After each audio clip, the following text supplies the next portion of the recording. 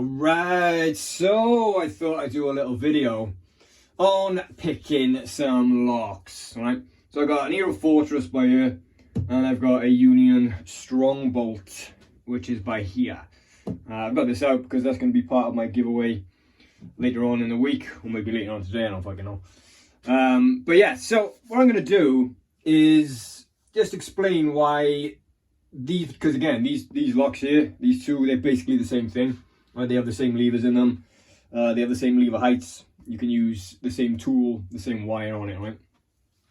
Why some people will struggle to pick these things that you're doing wrong. There's little things that you're probably doing, and if you stop doing them, then you may have a better chance of fucking picking it.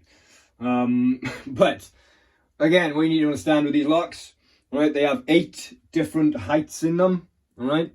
So you can have 8 different possible cuts on a key, the depths, all right? So 1 to 8, that's what it goes to. Same for both locks. They used to be 7, I'm sure they added an 8. So you can get 8 different heights, right? Now, Hero Fortress, okay? Now again, you hear me banging on about a Fortress wire, okay? A Fortress wire is, I just made this is not mine, I've just made it for someone else. But I'm about to send it out. But it needs testing anyway, right? Because I test all the wires before I send them out. So I'm going to be using that in a bit. But that there is a Fortress wire, right? It's a Fortress Union Strongbolt wire. This one here, this is a standard wire, right? This is my standard wire that I've had for a long time. Now, can I pick this Fortress with a standard wire? And the answer to that is yes, you can, but it depends on the actual code of the levers, right? So can I pick this one with a standard wire? Yes. Can I pick that with a standard wire? No, right? It all depends on what lever heights you've got in this fucking lock, yeah? Now the reason why you can use a Fortress wire, I mean you can use a Fortress wire on both of these, is mainly because of lever heights 1 and 2, right? And depending on how standard your standard wire is, possibly a lever 3 as well, right? That's the main point of having the Fortress wire. So let me give you an example, right? This is an Hero Fortress. This is a standard pick wire, right? Standard, and when I say that, I mean standard is in the length of the actual upstand of the pick, all right? So you can see here, struggling to get the wire to run smooth under there. It's catching on every single one of the levers underneath, right? So first thing you want to do with a Fortress is make sure that you can get a clear run underneath it. And by doing that, I'm not saying fucking lift everything up like this. You have to understand that if you've got a number 8 or a number 7 in there, it needs very small lift, right? So if you're coming in and you start fucking hooking under like that, right, you've taken that up to a 4 or something already. You have to make sure that you're coming off the run. Again, if you've got a curtain pick with big old sides on it like this, all right, then you'd have to fucking loop it over. You don't need something like that, right? If you've got a tool that's got big ass fucking run on it like this, right, and you've literally got to step this bitch over like that, fucking get yourself a different pick, right? You need something that you can just glide off it, right? So you're gonna have to come off and you're gonna push forward. And again, I'm just going to, if you look here, okay, how high I'm going to take it, it's going to be about what, say 9 o'clock. If you look at that as an arm on a clock by there, I'm not coming up here to 10, 11 o'clock, because just in case there is a number 7 or number 8 in there, right, you don't want to be doing that. So again, I'm just flicking underneath, making sure I can get a clear run under it, right? Once you get that, you then start to look for a binding lever, right? Now, lever 5 is binding. Now again, I've said before, with my thumb, always pulsing, especially with the Fortresses, I'm always pulsing until it becomes free, which is by there. Again, lever 4, same thing, my thumb, just on and off, like feathering with the fucking pin tumbler lock. It's the same thing. Again, you've got to alter the tension. So again, remember, this is a standard wire I've got in here. Making sure not to take things up too quick, not too much tension. Too much tension, you're going to easily go past the gate and end up fucking nowhere, right? Everything's got to be controlled with this lock. So 1 is loose, 2 is loose, 3 is tight. So again, feather in my thumb. And at some point you will feel a little jolt. If you've taken everything up small amounts and you feel that little jolt, that's a good thing. You have gone into anti-pick, you can't have because you wouldn't have taken up high enough, right? So we're just rolling through. Right, I don't know if you could hear that, but there's a little click I had there. So 5, 4, 3. Now again, another thing people will tend to fuck up is lever 1. If it's really low, people will pull their wire to the front case like that, right? And assume that they're under lever 1 when they're not. They're actually hitting in to the back of lever 1. You got to make sure that, again, you come off the run and you actually pull down towards you like that. Because if you've got one that's really low at the front, you will not get under it if you just stroll back like this. You have to come down, pull, make sure you're under it. Because I've seen so many times people think they're under lever 1 and they're not. They're under lever 2. Right? They pull their wire back like that and they hit lever 1, whereas they're supposed to be by here underneath it, right? So always make sure you pull it. Make sure you are under lever 1, not fucking hitting it and sitting under lever 2, right? So lever 2 is binding. Right by there. Right, so that's an Eero Fortress that I've just picked with a standard wire. Right? Will this standard wire open that? Right, let's have a look, right? So let's get this in here. Now again, even though this is a Union Strong bolt, doesn't make a difference. They're the same fucking lock, and they pick the same way. So let's get the pick in.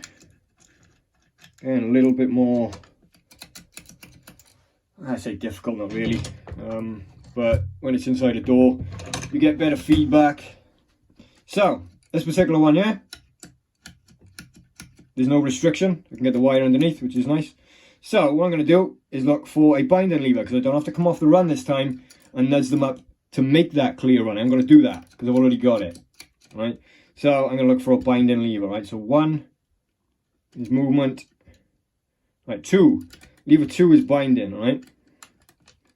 1, just check. Yeah, lever 2 is binding. So I'm going to lift it, and lift it, right? That is as high as I can take lever 2. I can bend my wire, yeah, look at that. It won't go any further than that, right? So, okay. So now I look for another binding lever. So lever 1, loose. Lever 2 we know is all the way up there. Lever 3, loose. Lever 4, loose.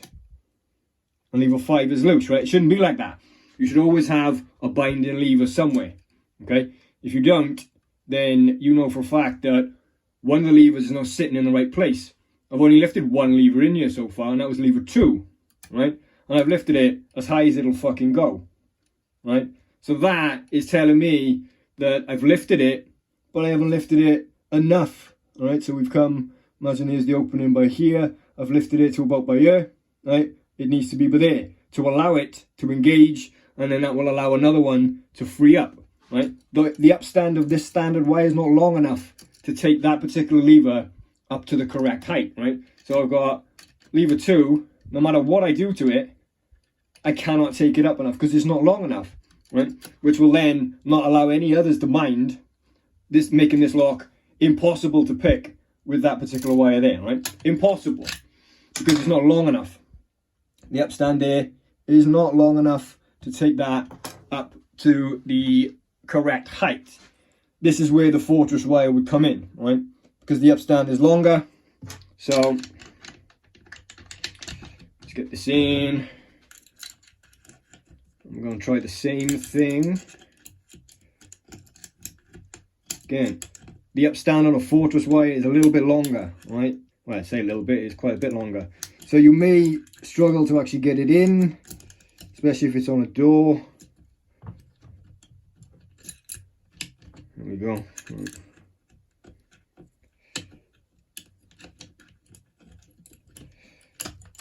There we go. So again, I've still got that nice clear run. So I'm going to go lever 1, lever 2.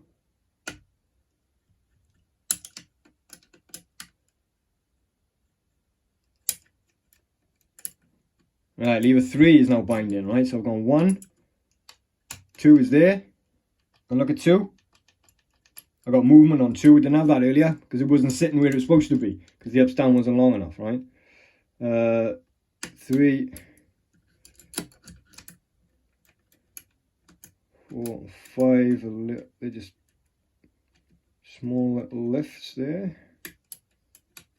So let's just double check, always make sure everything is sitting where it needs to be.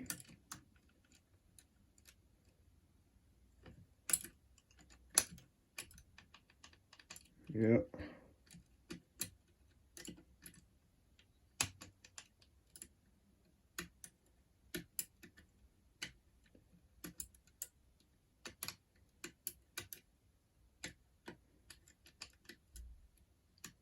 Three.